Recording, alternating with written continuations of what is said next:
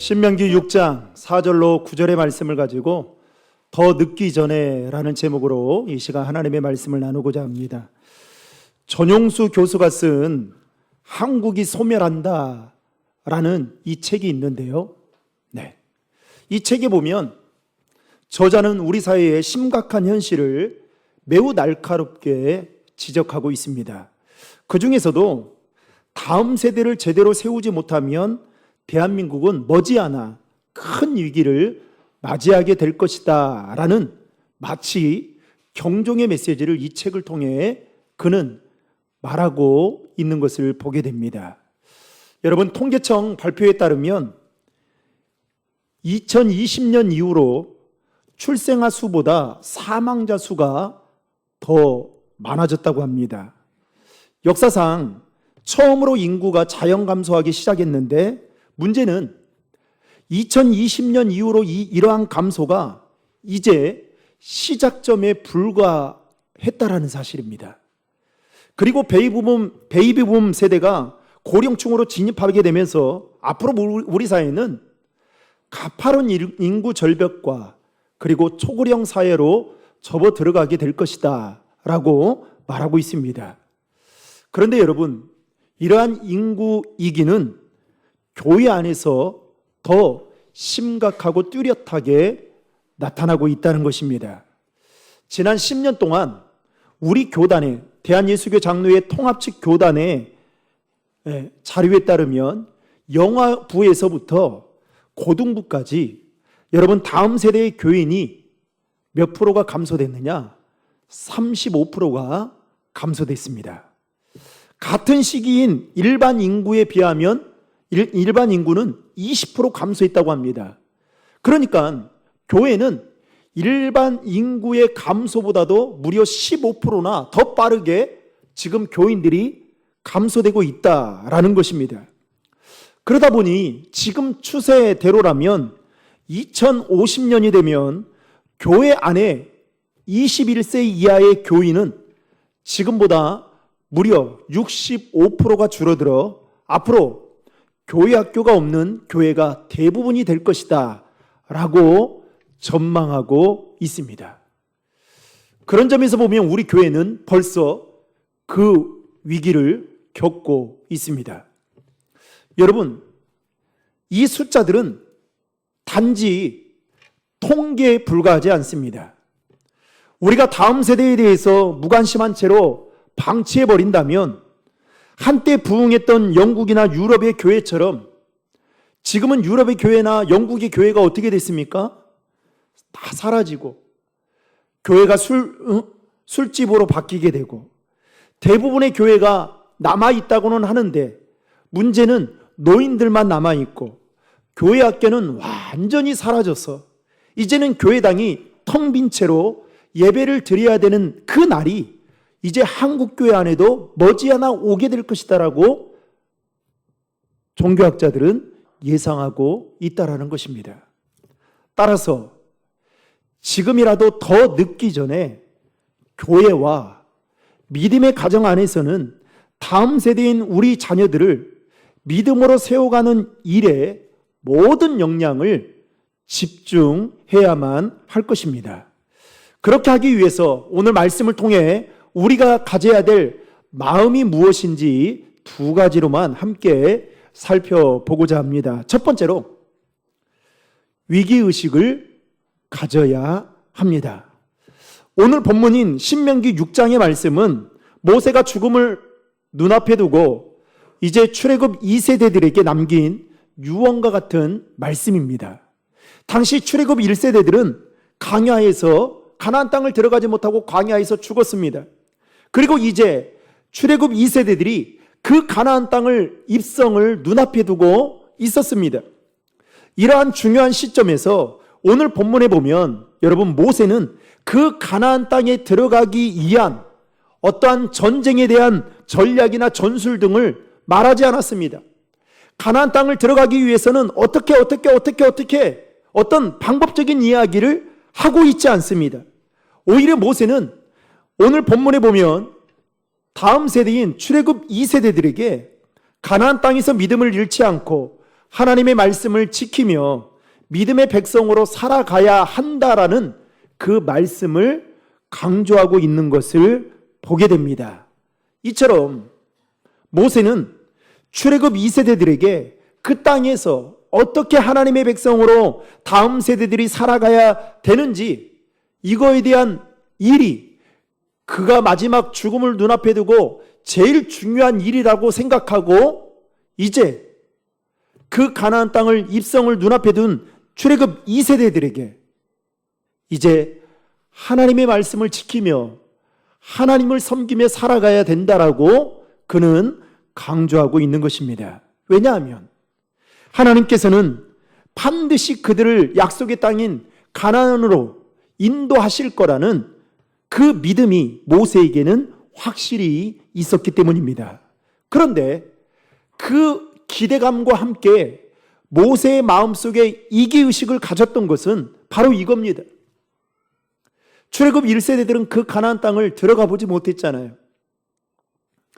모세 역시도 그 가나안 땅을 들어가지 못합니다.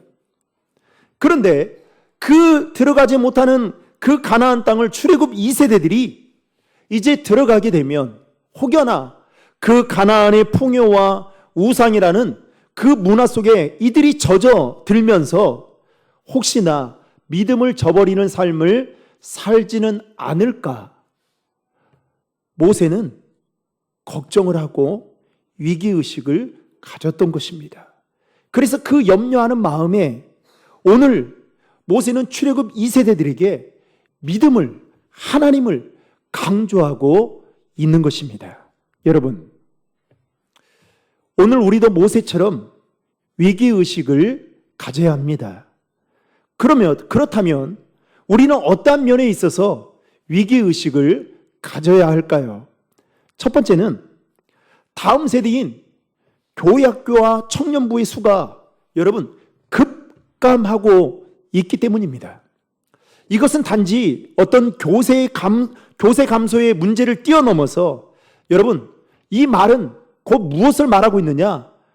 부모의 그 신앙이 자녀들에게까지 전수되지 못하고 있다는 것을 보여주고 있는 것입니다. 여러분, 우리 기성세대인 부모님들은 지금 당장이라도 하나님의 부르심을 받고 천국에 갈 수 있다라고 확신할 수 있겠지만 여러분에게 묻겠습니다. 여러분이 하나님의 부르심을 받고 갔을 때 남겨둔 여러분의 자녀는 여러분들처럼 하나님을 잘 믿을 수 있다고 확신하십니까?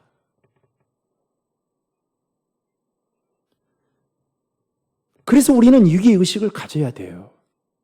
두 번째는 교회에 대한 사회적인 신뢰도가 하락하고 있기 때문에 위기의식을 가져야 됩니다. 목회자의 도덕적 부패, 교회 재정의 불투명성, 권위주의적인 교회 안의 운영, 이런 것들이 교회에 대한 사회적인 신뢰를 무너뜨리고 있습니다. 세 번째는 세속주의와 개인주의가 확산되고 있기 때문에 위기의식을 가져야 됩니다. 이것은 복음의 절대성과 공동체 중심의 신앙생활을 위협하고 있습니다. 여러분, 요즘에도요, 저희 목회자의 눈으로 볼 때 요즘 신앙생활을 하고 있는 성도들 중에도 간혹 신앙생활을 하는데 개인적인 위로를 받기 위해서 하시는 분이나 또는 취미의 수준으로 생각하고 신앙생활을 하는 분들이 더러 있습니다. 그러다 보니까 이런 분들은 교회를 오래 다녀도 공동체성이 없어요. 공동체 안에 소속감이 없는 겁니다. 그리고 하나님이 주신 사명에 대한 마음이 약화되고 있는 겁니다. 그러니까 교회 안에까지 이제는 세속주의가 침투되고 개인주의가 확산되고 있어요. 여러분, 얼마나 큰 위기입니까? 한 지체가 여러분 보이지 않으면 여러분은 어떻게 해요? 그 지체를 위해서 무슨 일이 있는가 생각하고 기도하고, 그리고 생각나게 하면 기도해서 왜 교회에 못 나왔는지 여러분 물어보는 게 여러분 하나님은 우리에게 주시는 마음 아니겠어요? 그런데 문제는 내 신앙 외에는 다른 사람들에게는 전혀 관심이 없습니다. 기도도 극히 제한적이에요. 자기를 위해서만 기도합니다. 중보기도 다른 사람을 위해서 하지 않습니다. 위기의식을 우리가 가져야 되는 거죠. 네 번째로 교회들 간의 분열과 경쟁이 여러분 두드러지게 나타나고 있다는 겁니다. 이러한 때일수록 교회가 더 서로 연합하고 서로 하나가 되어야 되는데 문제는 경쟁의 대상으로 삼고 교회를 바라보고 있다는 겁니다. 따라서 우리는 이러한 위기의식을 가지고 더 늦기 전에 지금부터라도 기도하고 말씀으로 양육해서 다음 세대인 우리의 자녀들을 여러분 믿음으로 세워가야 된다라는 마음을 가져야 된다라는 것입니다. 두 번째로 우리가 가져야 될 마음은 부지런히 말씀을 가르쳐야 한다는 것입니다. 여러분 오늘 본문 6절과 7절 말씀을 우리 다 함께 읽겠습니다.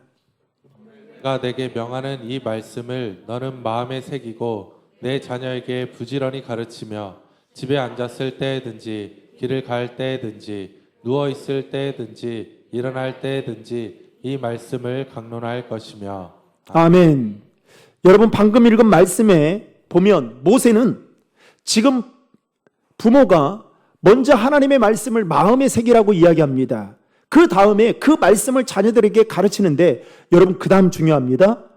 장소를 막론하고 집이든 길이든 어디든 장소를 막론하고 자녀들에게 말씀을 가르치는데 여러분 그 앞에 뭐라고 말하고 있습니까? 부지런히. 적당히가 아니에요. 오늘 우리 아이가 여러분 대표 기도를 했어요. 그러면서 제 안에 고민을 많이 했습니다. 이게 세우는 게 맞는 건가? 아마 우리 교회 안에 교회 학교 아이들이 많았으면 다른 애 시켰을 거예요. 그리고 지금도 제가 기도하고 있는 것 중에 하나가 이 아이를 이대로 내버려 둬야 되는 건가? 그래서 기도하고 있습니다. 내년에는 아무튼 신앙 교육을 받을 수 있는 교회로 보내야겠다. 좀 죄송한 말씀이지만 그래서 이 아이가 영적으로 하나님을 만나고 지금은 인터넷으로 이 예배 드리기 전에 와서 드리고 있거든요. 온누리교회 차세대 예배. 그런데 그걸로는 도저히 안 되겠다라는 생각이 제 안에 들었습니다. 특별히 이 한 주간 기도로 준비하면서 이 앞에 설 때까지 항상 그랬어요. 하람아, 이건 어떤 한 순서가 아니야. 네가 하나님 앞에 정말 마음과 정성을 다해서 드리는 기도니까 잘 긴장은 되고 떨리겠지만 하나님 앞에 한다고 그렇게 생각하고 쓰면 좋겠다. 그래서 어제 나와가지고요. 나와서 연습 막 하더라고요. 여러분 적당이라는 게 없어요. 부지런히 가르쳐야 돼요. 자녀들에게 하나님의 말씀을 가르치는데 이 부지런히 가르치라는 이 말씀은 선택이 아니라 명령인 것입니다. 여러분 유대인들을 보면 그들은 자녀 신앙 교육을 매우 중요하게 여겨서 그들의 삶의 첫 번째로 중심에 두었던 것을 보게 됩니다. 그들은 하루에 2번씩이요. 아침과 저녁으로 자녀들에게 하나님의 유일하심과 그 하나님의 사랑을 각인시켜줘요. 게다가 식사 전후의 기도나 절기 등을 철저하게 유대인들은 지키도록 자녀들을 교육합니다. 더욱이 정통 유대인의 가정에서는 자녀들을 헤데르나 에시바와 같은 종교학교, 오늘날로 말하면 기독교 교회가 세우는 기독교 대안학교를 보내가지고 그곳에서 토라와 율법을, 유대법을 체계적으로 배우도록 자녀들을 훈련시킵니다. 그러면서 수시로 그 신앙적인 이야기를 함으로 자녀들이 하나님을 기억하며 살아갈 수 있도록 유대인들은 그렇게 교육을 시킨다는 거예요. 여러분, 믿음이라는 것은 교회에 나온다고, 교회에 출석한다고 저절로 생기는 게 아니에요. 하나님의 말씀을 가르칠 때에 그 말씀이 그 아이의 심령에 들어가게 될 때에 믿음이 생겨나게 되는 것입니다.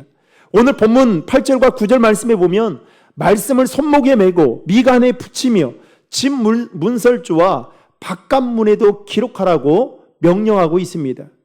유대인들은 이 말씀을 문자 그대로 받고 순종했어요.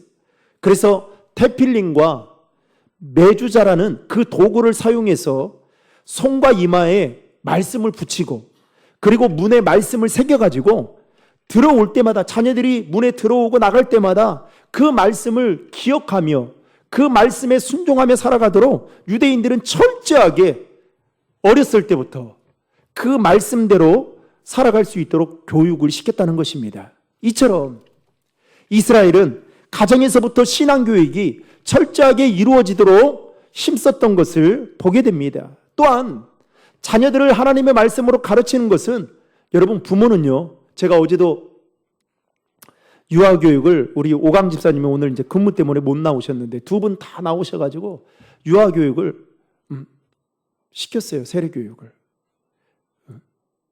그런데 제가 이 세례교육을 시키면서 들었던 마음은 참 한국교회가 이거 유아세례 교육에 대해서 너무 무관심하구나. 제가 책자를 다 찾아보고 논문을 찾아보고 그래서 이제 문서화 시켜서 만들어서 주면서 세례 입교에 대한 교육은 그래도 나름 시킨다고 하는데 이 유아 세례 교육에 대한 이 교육은 정말 너무 빈약하구나. 그래서 철저하게 깨달았어요. 여러분, 부모는 하나님의 대리자입니다. 이 말은 곧 자녀들이 부모님을 보면 하나님으로 보여야 돼요. 그리고 부모님이 하시는 말씀이 하나님의 음성처럼 들려야 돼요. 우리는 지금 여러분 수요일마다 어디 말씀을 보고 있습니까? 사무엘상 말씀을 봐요.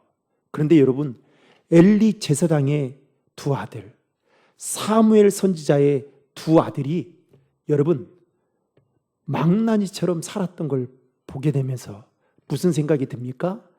신앙적인 가정 안에서 울타리 안에서 사는 자녀라 할지라도 하나님의 말씀을 부지런히 가르치지 않으면 이런 자녀가 될 수 있다는 것을 철저하게 말씀을 통해 보게 됩니다.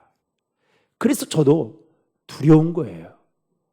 저도 목회자이지만 저희 세 자녀가 혹시나 곁길로 나갈까 봐 노심초사 걱정이 되고 위기의식을 가지고 하나님 붙들고 기도하는 것입니다.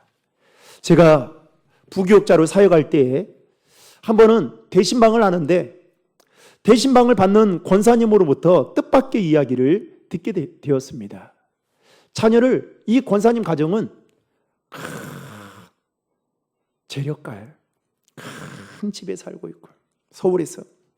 그런데 신방을 받는데 그 권사님이 이런 말씀을 하셔요.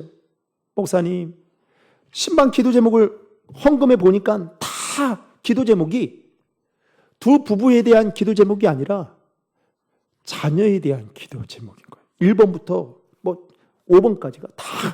그래서 제가 물었습니다. 아니 권사님, 이 기도 제목 말고 다른 기도 제목들도 많을 텐데 어째서 자녀들을 위한 기도 제목만 주셨습니까? 라고 했더니 이 권사님이 어느 날 새벽 예배를 드리고 기도하던 중에 갑자기 자녀를 위해서 기도하는데 순간 그런 생각이 들더라는 거예요. 내가 이 세상을 떠나면 우리 자녀들이 신앙생활을, 교회는 다닐 수 있을까? 이런 생각이 들면서 본인이 생각하니까 그런 마음이 들지 않았다라는 거예요. 그래서 그때부터 위기의식을 가지고 기도하면서 하나님, 어떻게 하면 그러면 우리 자녀들을 신앙적으로 교육하면 되겠습니까? 라고 기도하던 중에 기독교 방송을 듣다가 우연히 성경 과외의 이야기를 듣게 됩니다. 그래서 이 권사님이 그것을 소문에서 알아보고 자기 자녀, 두 자녀의 신앙교육을 위해서 성경 과외를 무려 3년 동안 시켰다라는 이야기를 제가 듣게 되었습니다. 그 말을 듣고 깜짝 놀랐어요. 목사인 제 자신이 부끄러웠습니다. 지금 나는 우리 자녀들을 위해서 어디에 우선순위를 두며 무엇을 위해 기도하고 있는가라는 생각이 들었습니다. 여러분, 믿음의 사람은, 믿음의 부모는 달라도 이렇게 다릅니다. 그렇다면 우리는 우리 자녀들에게 하나님의 말씀을 여러분 왜 가르쳐야만 되는 걸까요? 첫 번째는 하나님께서 우리에게 명령하셨기 때문입니다. 하나님께서 오늘 말씀에도 보면 부지런히 가르치라고 하잖아요. 길을 갈 때든지 누워 있을 때든지 집에 있을 때든지. 그래서 여러분, 자식들이 품 안에 있을 때 말씀 가르쳐야 돼요. 두 번째는 왜 우리 자녀들에게 하나님의 말씀을 가르쳐야 되느냐? 우리 자녀들이 하나님을 알고 경외하도록 하기 위해서 말씀을 가르쳐야 되는 것입니다. 여러분, 우리 자녀들이 세상에서 올바르게 분별하고 살아가기 위해서는 여러분 하나님의 뜻을 알아야 돼요. 그런데 하나님의 말씀을 가르침을 받지 않으면 그 뜻을 알 수 있느냐? 여러분, 알 수 없어요. 여러분, 경외한다라는 말이 무슨 말입니까? 하나님을 두려워할 줄 안다라는 말이에요. 엘리 제사장의 두 아들이나 사무엘 선자의 두 아들을 행동했던 걸 보십시오. 여러분, 성소 안에서 그들이 행했던 걸 보면 하나님을 두려워하는 마음이 1도도 없었습니다. 여러분, 우리 자녀들이 하나님을 두려워할 줄 알아야 돼요. 마치 부모가 자녀들에게 무슨 말을 하지 않지만 자녀들이 어떠한 나쁜 행동을 하게 되면 부모님을 두려워하듯이 우리 자녀들이 하나님을 두려워할 줄 알고 신앙생활을 해야 되는 거예요. 죄를 지으면, 교회에 빠지면 하나님을 두려워할 줄 알아야 되는 거예요. 세 번째는 믿음의 대를 전수하기 위해서 하나님의 말씀을 가르쳐야 됩니다. 여러분, 사사기서 2장 10절의 말씀을 다 함께 읽겠습니다. 그 세대의 사람도 다 그 조상들에게로 돌아갔고 그 후에 일어난 다른 세대는 여호와를 알지 못하며 여호와께서 이스라엘을 위하여 행하신 일도 알지 못하였더라. 아멘. 여러분, 이 말씀은 자녀들에게 신앙을 전수하지 못할 때에 일어나는 비극적인 내용을 지금 말하고 있는 겁니다. 부모의 역할은 다음 세대인 우리 자녀들이 하나님을 잊지 않도록 하기 위해서 부지런히 말씀을 읽어야 돼요. 여러분, 성경은 다른 세대라고 말하잖아요. 그러니까 다음 세대가 돼야 되는데 여러분, 하나님을 알지 못하면 다음 세대가 아니라 다른 세대가 되는 거예요. 소망이 없다는 것입니다. 마지막 네 번째로 왜 하나님의 말씀을 가르쳐야 되느냐? 세상의 거짓과 유혹으로부터 우리 자녀들을 지키기 위해서 말씀을 가르쳐야 됩니다. 여러분, 세상은 오늘날 우리 아이들이 살고 있는 이 세상은요, 여러분 다양한 가치관과 철학으로 정말 노출되어 있어요. 여러분, 어제도 제가 우리 조금 청년들 또 연락을 할 일이 있어가지고 그 늦은 시간에 연락을 할까 말까 부탁 좀 드려야 될 게 있어서 했는데 안 자고 있어요. 여러분, 요즘 보면요, 다 유튜브도 올바른 정보가 아니라 거짓된 그 정보에 노출돼가지고 어떻게 해요? 거기에 빠져 살아갑니다. 우리 자녀들을 지키고 믿음이 흔들리지 않도록 지켜낼 수 있는 방법이 여러분 없습니다. 여러분, 일주일에 168시간이라는 시간이 있습니다. 여러분, 그 168시간 중에 우리 아이들이 대부분 어디에서 보내느냐? 학교와 학원에서 시간을 보내요. 고작 여러분 1시간 주일날, 그것도 교회에 나와서 1시간 예배드리고 공과 공부하고 갑니다. 많아야 2시간이에요. 그런데 여러분, 2시간, 168시간 중에 2시간을 아이들에게 신앙적인 투자를 해서 그 아이들이 믿음으로 올바르게 살아갈 수 있느냐? 저는 정말 시간적인 것으로 볼 때에는 이거는 불가능하다고 저는 봐요.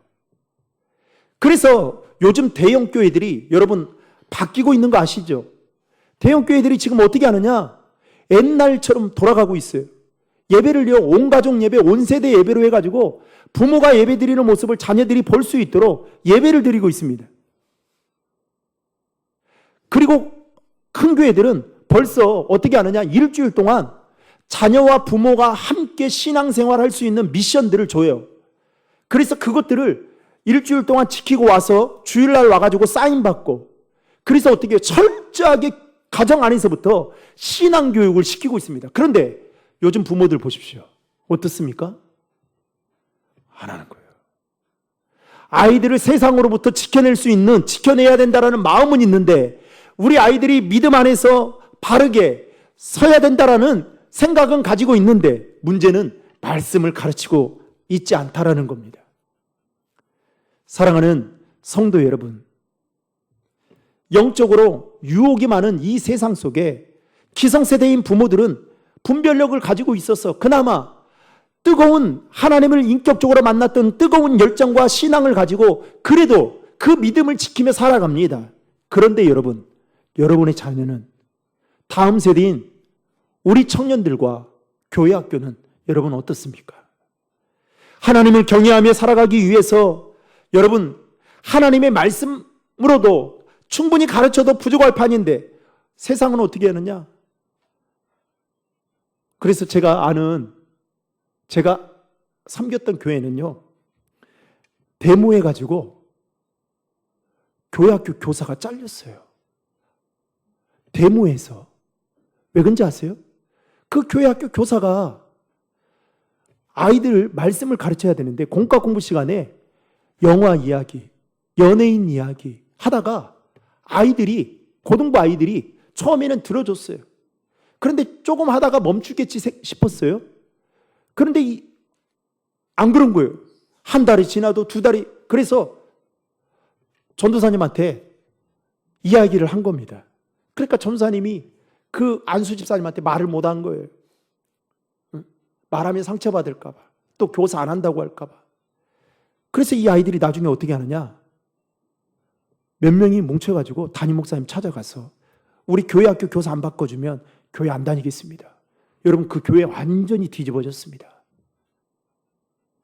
여러분, 아이들이 모르는 것 같아도요, 다 알아요. 아이들이 안 보는 것 같아도 다 보고 있습니다.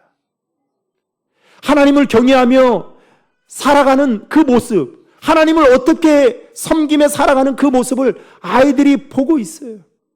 그래서 우리는 어떻게 해야 되느냐? 하나님의 말씀이 우리 자녀들을 지키고 보호할 수 있는 방패라는 사실을 가지고 여러분, 더 늦기 전에, 오늘 말씀의 제목처럼 지금이라도 더 늦기 전에 다음 세대인 우리 자녀들에게 부지런히 하나님의 말씀을 가르쳐야 돼요. 신앙의 본을 보여주어야 되는 것입니다.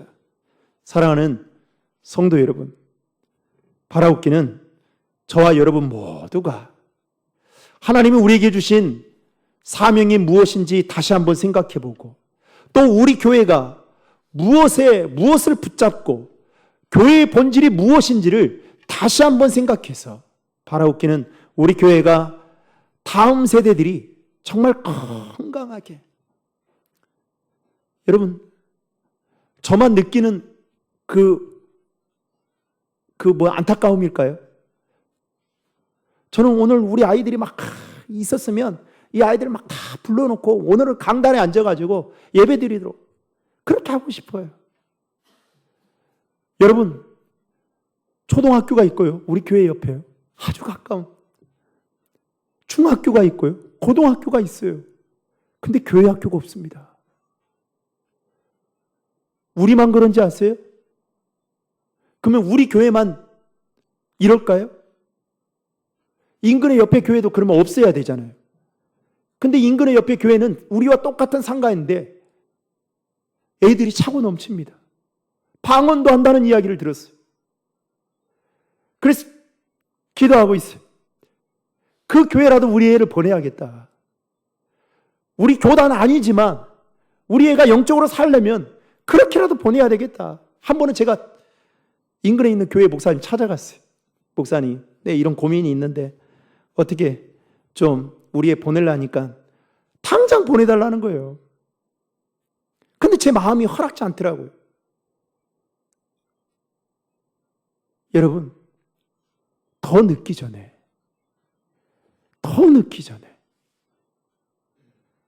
다음 세대를 세워가야 돼요.